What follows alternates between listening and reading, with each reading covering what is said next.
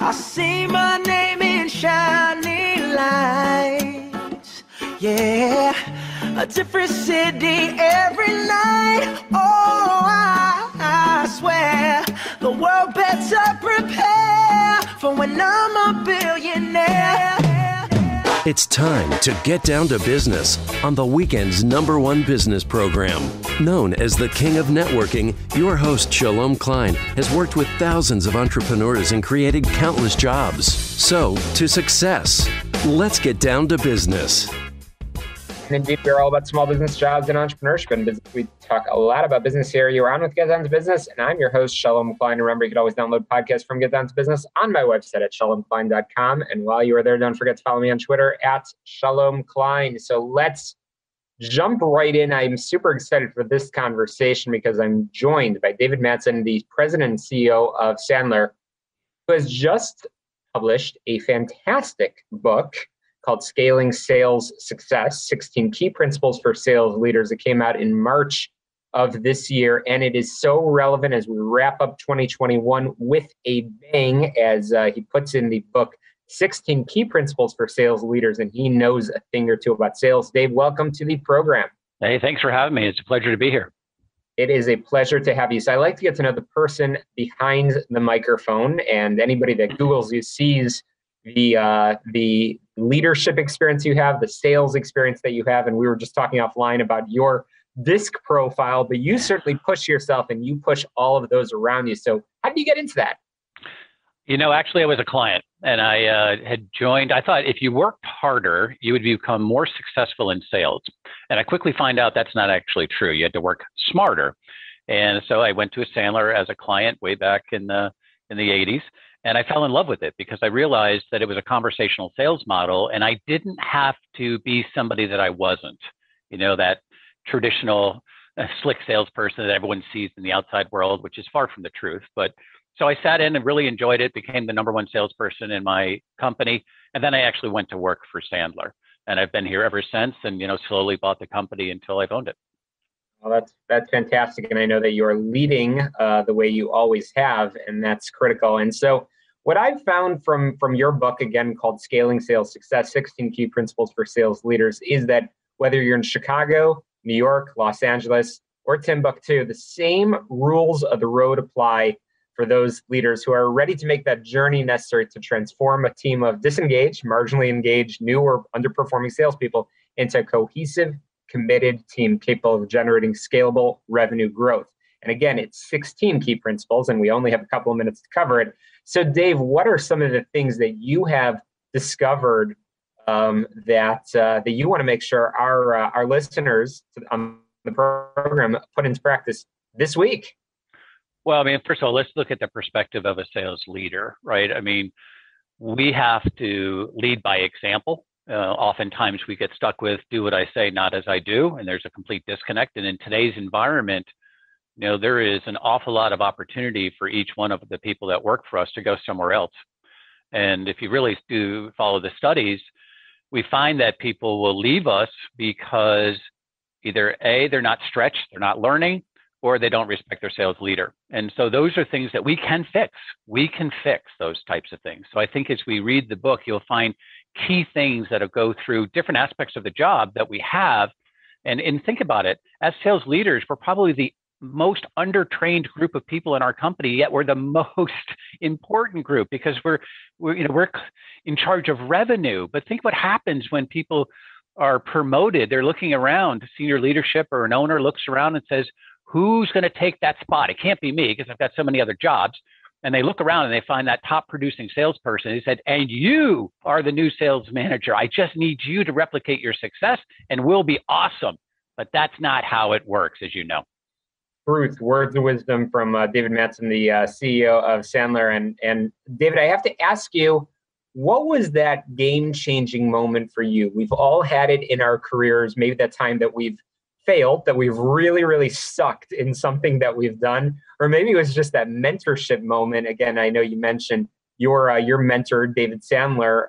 What was it for you that helped you write this book?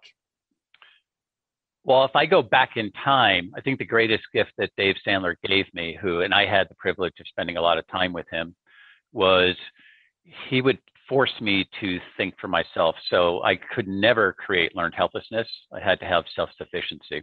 And so early on, I fell into the trap of saying, hey, here's the situation. What should I do? And David would never actually answer me. Instead, I had to go to him and say, here's the problem. Here's how I think I'm attacking it. Punch holes in it. And he forced me to come with the answer. And that really did change everything. And I think the second thing that stood out is that you have to manage people, take your ego out of play 100%, and really start to focus in on the people and the issue, and not to get your own needs met. Sales management is not the place where you have to get your individual needs met. That's not what happens. I think those are the two biggest lessons that I got from David. Absolutely. I'm chatting with the author of Scaling Sales Success, 16 Key Principles for Sales Leaders, and that is David Mattson, the president and CEO of Sandler. And again, the author of this fantastic read, which includes 16 key principles for sales leaders, and we won't have time to cover all 16. But David, I know that just prior to coming on the air, we talked about something that you and I share a passion for, which is helping to develop people while also not forgetting to learn ourselves. Can you give us the high level on those principles? Sure. We have 55,000 people coming through our program each and every year, right? And they're not new people. They're very successful in what they do. And so the rule number 15 from the book is, become a learning team. So what does that mean? I think oftentimes we as leaders keep looking forward, right? As an owner, okay, I've checked the box, they're onboarded, but yet I would challenge most entrepreneurs, most leaders, that they probably don't have a good onboarding program whatsoever. And if you really think about that, that's my first, introduction to your company. And most times they say, you've got industry experience, you have experience, go get them. And that's not true. So I think it really starts from day one. But I think as leaders, we should create that learning culture, right? One of the things that I'm most proud of our team is when COVID hit, the world changed dramatically, right? And so they started role playing 3 times a week. And they were role playing on things that are very specific to what was going on in the environment. And that built confidence and built conviction, and then they could go out. But they also had the ability to pivot very quickly because something new popped up. And they would talk about it, they would share. We create playbooks here.